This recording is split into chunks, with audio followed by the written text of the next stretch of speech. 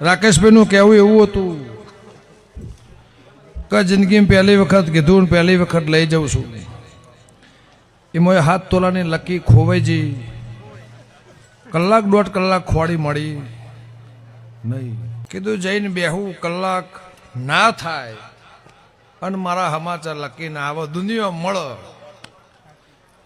7 તોલાની પડી નહીં પણ બારોટને એવું હતું મારું નોમ પડશે સભાળું